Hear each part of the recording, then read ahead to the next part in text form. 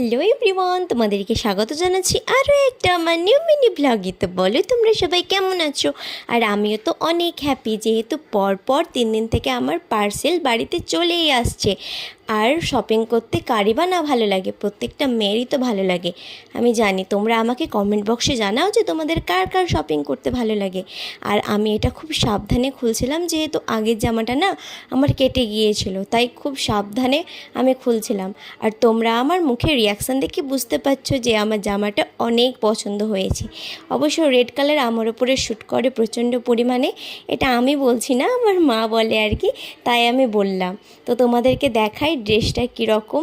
ড্রেসটা ছিল just wow, দেখো আমার উপরে কীরকম লাগছে। তোমরা কমেন্ট বক্সে অবশ্যই জানাবে, আমাকে তো পরি লাগবে পরলে। যাই হোক, এর কাপড় কোয়ালিটিটা অনেকটাই ভালো ছিল। তোমরা যদি কিনতে চাও, আমার ডেসক্রিপশান বক্সে লিঙ্ক দেওয়া আছে, তোমরা ওখান থেকে কিনে নিতে